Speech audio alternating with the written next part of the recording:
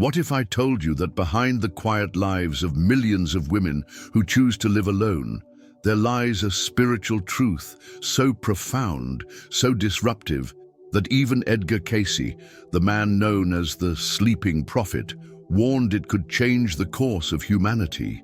Most people think of single women in practical terms, independent, career-driven, maybe still searching for love. But according to Cayce's readings, many of these women aren't just single by choice.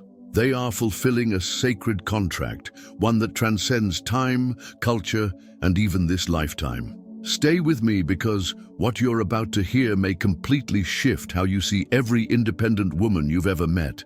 Edgar Cayce, who gave over 14,000 documented psychic readings in his lifetime, covered everything from healing the human body to uncovering past lives. But buried in his transcripts is a thread of revelation that scholars have largely overlooked: his insights about women who live without a partner.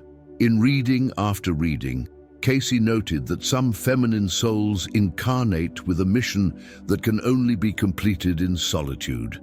Not isolation born from pain, not withdrawal from the world, but chosen independence as a pathway to spiritual power.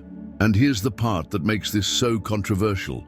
Cayce suggested that society's obsession with pairing every woman off into marriage isn't just social conditioning.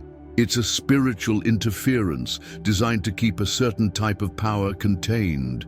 Have you ever noticed how uncomfortable people become when a woman says she's happy on her own? Friends ask when she'll settle down. Families worry she'll miss her chance. The assumption is always the same: something must be missing. But Cayce said the opposite is true.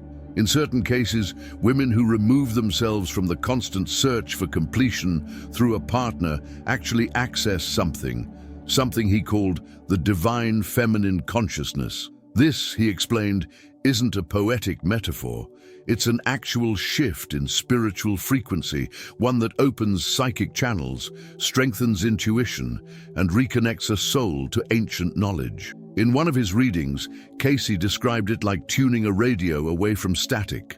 When a woman stops pouring her emotional energy into the constant negotiation of a romantic partnership, her inner signal to the universe becomes clear. She begins to hear what most people can't: the whispers of wisdom carried in what Cayce called the Akashic records, the spiritual archive of all human experience. He claimed that independent women were often able to access visions, guidance, and even memories of other lifetimes with greater clarity than those whose daily lives revolved around maintaining a relationship.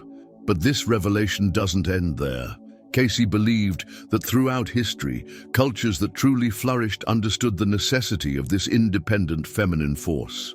In ancient Egypt, unmarried priestesses held the highest spiritual rank, serving as oracles and healers whose visions guided rulers. In ancient Greece, the oracle at Delphi, always a woman, was considered the most direct voice of the gods. And in indigenous societies, medicine women were often separate from marriage bonds to preserve their connection to the spiritual realm. Cayce claimed that many of the women alive today who feel an inexplicable pull toward independence are actually reincarnations of those same spiritual figures, returning in a modern form to continue their work. And yet, if what Cayce said is true, that means the push for every woman to be partnered is more than just cultural. It's a way to dilute this spiritual energy. He spoke of forces seen and unseen that benefit when the divine feminine remains dependent, distracted, and disconnected from its own source of power. The more a woman relies on external validation for her identity, the less likely she is to tap into the part of her soul that Cayce called dangerous to the established order. Dangerous because a spiritually sovereign woman doesn't just refuse to be controlled, she inspires others to do the same. This is why, according to Cayce, independent women often face resistance from three specific sources. The first comes from lower vibrational energies, non-physical entities that feed on fear, dependency, and emotional chaos. By refusing to enter or stay in relationships defined by drama, These women literally starve those energies. The second source of resistance comes, surprisingly, from other women who haven't yet embraced their own independence. Seeing another woman thrive alone can trigger deep, unspoken fears about their own choices. And the third source is the most hidden, the collective unconscious itself, which has been programmed for thousands of years to believe a woman without a man is incomplete. When a woman breaks that belief in her own life, she creates what Cayce described as cracks in the matrix of human thought, small openings where new possibilities can be born. These cracks, Cayce insisted, are exactly what humanity needs for its next leap forward. And here's the astonishing part. He predicted that the 21st century would bring a massive wave of women choosing this path, not as a rejection of love, but as a conscious step into their own spiritual sovereignty. He even gave a timeline, suggesting that between 2020 and 2040, this awakening would accelerate and reshape the way humanity understands partnership, purpose, and power. And we are living right in the middle of that transformation. If what Cayce foresaw is happening now, then the women living independently today are more than just a demographic trend. They are the spiritual pioneers of our time, holding open a door for the rest of humanity to step into a higher state of awareness. And according to Cayce, the ripple effects of their choice will touch not just their own lives, but the entire consciousness of the planet. Edgar Cayce's readings didn't just describe the independence of these women as a lifestyle choice. He portrayed it as a spiritual rite of passage, one that unlocks ancient abilities buried deep within the soul. When a woman chooses solitude, not out of bitterness, but as a deliberate alignment with her higher calling, Cayce believed she begins to activate what he called the full spectrum of her divine feminine power. This isn't about rejecting men or relationships. It's about stepping into a state of wholeness so complete that love, when it arrives, becomes a choice rather than a necessity.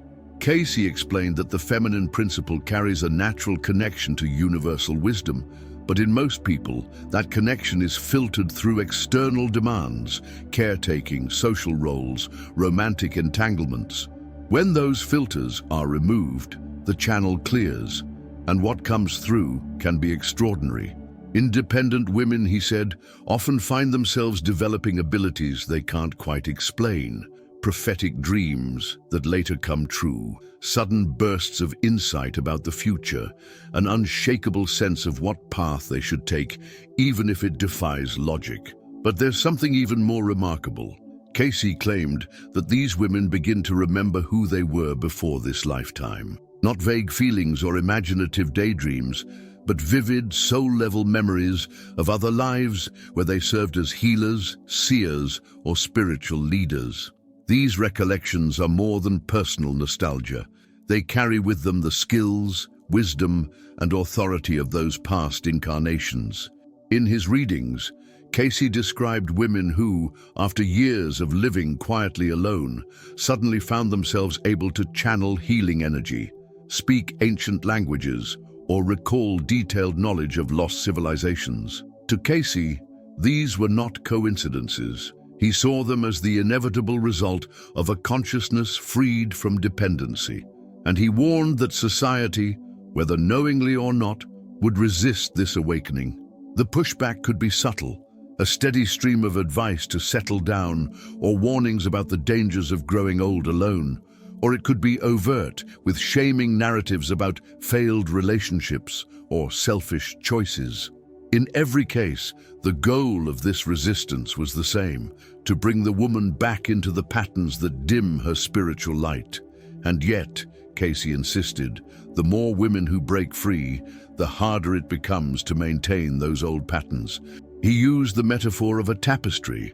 For centuries, the threads of belief have been woven so tightly that the pattern seems unchangeable.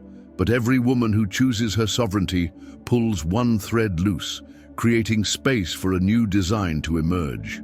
This new design, he said, would not be centered on the idea of women as half of a whole, but as complete beings whose partnerships, if they choose them, are based on shared purpose and mutual growth. In this vision, love is no longer about filling an absence. It becomes a meeting of two sovereign energies, each strong in its own right. Cayce believed that such relationships could spark what he called a third consciousness, a shared field of awareness capable of producing breakthroughs in art, science, healing, and spiritual evolution. But to reach that level, the foundation had to be laid first.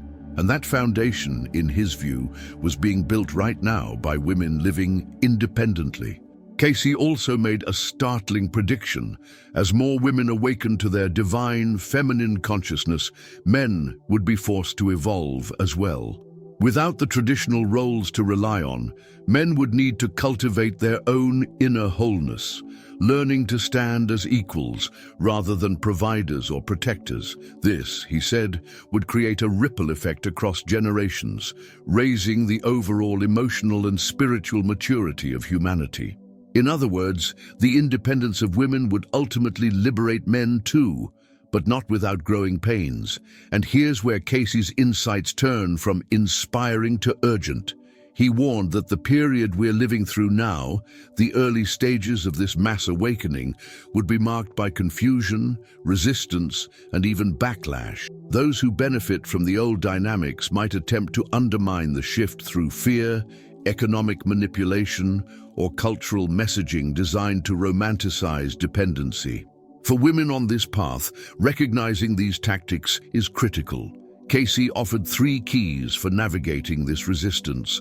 First, he said, is the mastery of inner trust, learning to rely on your own intuitive guidance over the opinions of others. This isn't always easy, especially when that guidance leads away from familiar security. Second, he urged the cultivation of spiritual community, not necessarily romantic partners, but friendships and networks with others walking the same path. This shared support would help counteract the pressure to conform. And third, he emphasized the importance of living one's truth visibly. Cayce believed that every independent woman who openly embodies her sovereignty becomes a beacon, making it easier for others to follow. But perhaps the most powerful thing Cayce revealed is that this choice for independence is never just personal, it's planetary.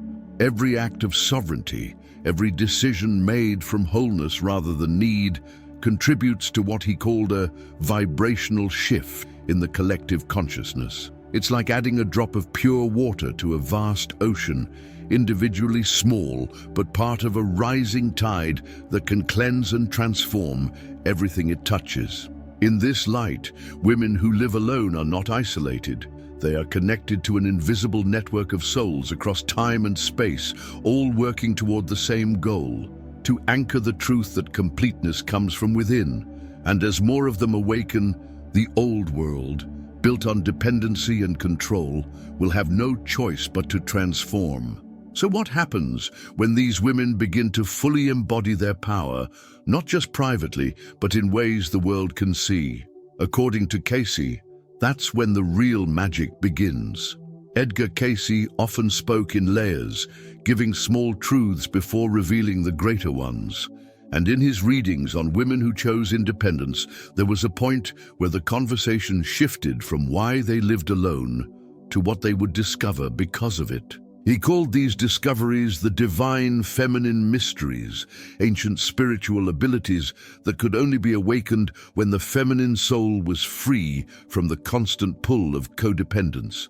These mysteries, according to Cayce, were not theoretical or symbolic. They were practical, real, and world-changing. The first was the gift of pure energetic healing. Cayce said that when a woman stopped dissipating her emotional reserves on maintaining external relationships, she could redirect that energy inward until it overflowed, becoming a current of life force that could be used to heal others. He compared it to a well finally being allowed to fill to the brim. Once full, the water naturally flows outward. Independent women, he claimed, often found themselves able to soothe pain, accelerate recovery, or lift emotional burdens simply by being present with focused intention. The second mystery was prophetic sight. Cayce believed that a quiet, sovereign mind became a clear channel for universal wisdom. Without the noise of constant relational negotiation, visions could arrive unfiltered, sometimes in dreams, sometimes in sudden flashes of knowing. He said that many of these women would begin receiving guidance not only for themselves, but for entire communities, just as temple priestesses and oracles did in the past. This wasn't fantasy in his view. It was the reactivation of an ancient faculty humanity had nearly forgotten. The third mystery was mastery of creation through aligned intention. Cayce explained that when a person knows their own completeness, their desires emerge from wholeness rather than lack. And desires born from wholeness are powerful. They align perfectly with universal law, making manifestation swift and precise. These women, he said, could shape events, opportunities, and relationships with a clarity and efficiency that seemed miraculous to outsiders. But the fourth mystery, what Cayce considered the crown of them all, was the ability to act as a conscious co-creator with the divine. This wasn't just about personal goals or individual healing. It was about receiving inspiration for solutions, innovations, and works of beauty that served the highest good of humanity. Cayce hinted that many of history's most transformative ideas may have come through women in this state of sovereignty, though they were often uncredited or their contributions hidden. He went further, predicting that in our era, between 2020 and 2040, these women would no longer remain unseen. As the wave of spiritual independence grew, society would be unable to deny their influence. He saw visions of communities led by sovereign women who, without the need for control or dominance, guided others into balance. In these places, partnership was chosen freely. Children were raised in emotional wholeness, and creativity flourished at levels the world had never witnessed. And yet, Cayce did not romanticize the path. He spoke often of the challenges that came with embodying these mysteries. For one, the abilities themselves could be overwhelming. Imagine suddenly knowing what someone is about to say, or feeling their emotional state as if it were your own. Without grounding, such gifts could feel like a burden. That's why Cayce stressed the importance of discipline, daily spiritual practice, time in nature, intentional solitude to keep the channel clear and the woman's energy field stable. Another challenge was visibility. As these women stepped more fully into their abilities, they would attract both admiration and fear. Some would seek their guidance, others would try to discredit or contain them.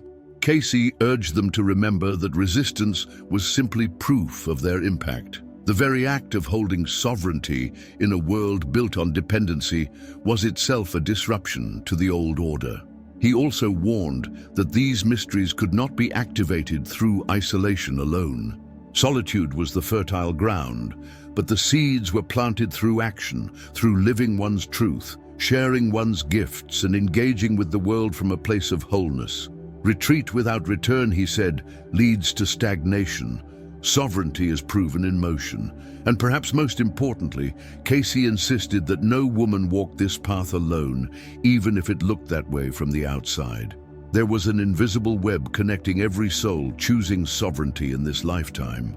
Each act of courage, each boundary honored, each dream pursued in freedom sent a vibration through that web, strengthening it for everyone. What Cayce saw, ultimately, was a tipping point.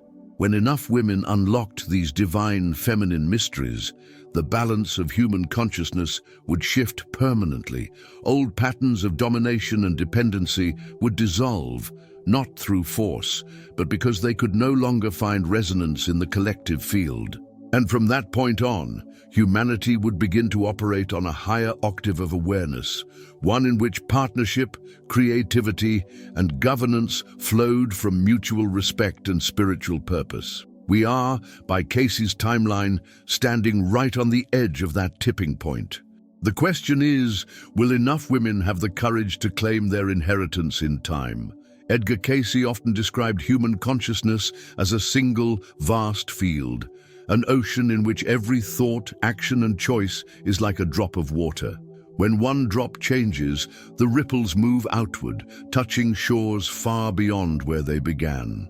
In his readings on spiritually sovereign women, Cayce suggested that their independence would create ripples unlike anything humanity had seen in thousands of years. These were not small, private changes. They were shifts capable of altering entire cultures, economies, and even the trajectory of human evolution. Cayce explained that every time a woman claims her wholeness, choosing from love rather than lack, she adds a pulse of coherence to the collective field. Coherence, he said, is contagious. Just as chaos can spread through fear, harmony spreads through sovereignty. When one person stands fully in their truth, it becomes easier for others to recognize and step into their own.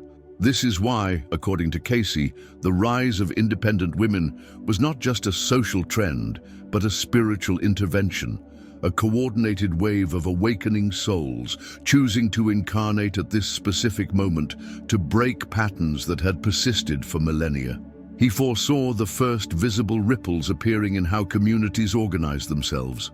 In place of rigid hierarchical systems that concentrated power in a few, more collaborative structures would emerge. Women with strong intuitive insight and emotional intelligence would naturally gravitate toward leadership, not as rulers, but as facilitators of collective wisdom. Their presence, Cayce predicted, would soften the extremes of competition and replace them with a culture of contribution. This didn't mean conflict would vanish, but the way disagreements were resolved would shift from domination to dialogue.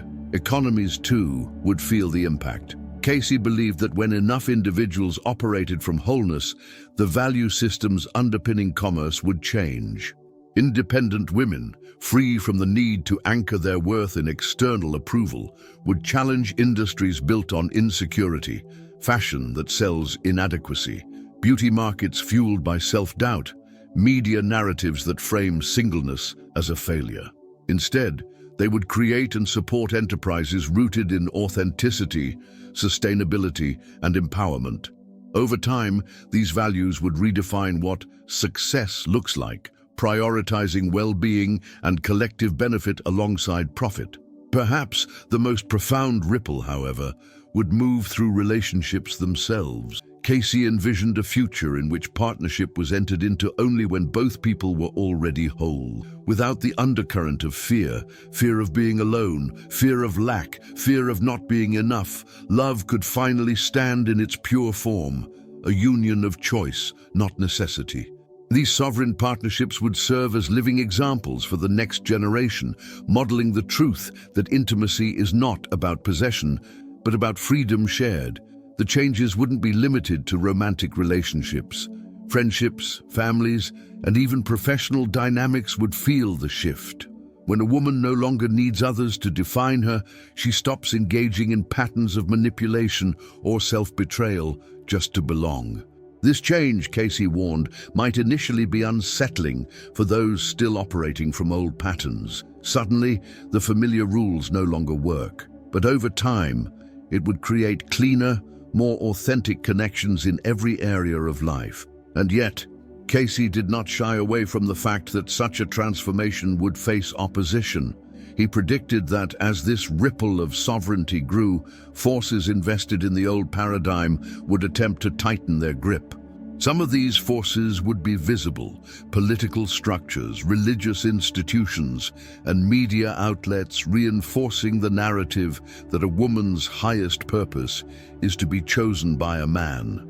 Others would be subtle, almost invisible, unconscious beliefs passed down through families, romanticized portrayals of dependency disguised as love stories, or economic systems that make independence difficult. Still, Cayce was unwavering in his conviction that these attempts to hold back the tide would fail. The truth of the soul, he said, once remembered, cannot be forgotten. And once a woman experiences life as a sovereign being, no amount of pressure can make her fully return to the old way of being.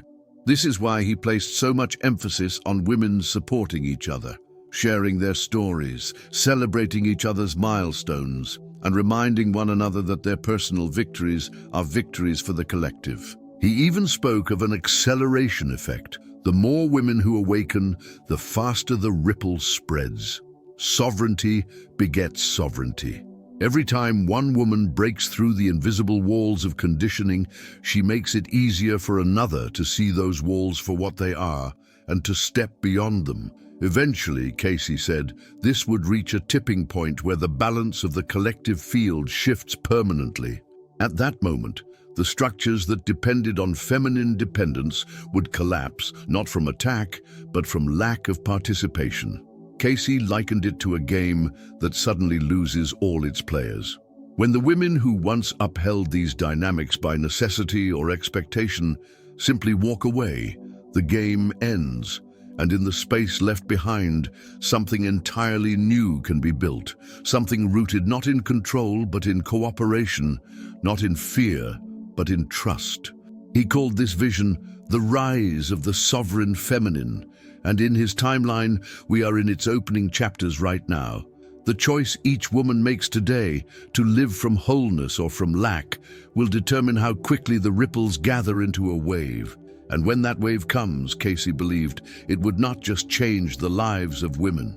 It would redefine humanity's relationship to power, purpose, and love itself. In his most visionary readings, Edgar Cayce described a time in humanity's future when the rise of spiritually sovereign women would no longer be a movement. It would be the new reality. He saw communities where feminine and masculine energies stood in perfect balance, not because one had been diminished, but because both had matured into wholeness.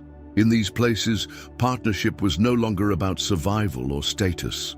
It was a sacred collaboration between two complete beings, each rooted in their connection to the divine, each free to choose love without fear of losing themselves.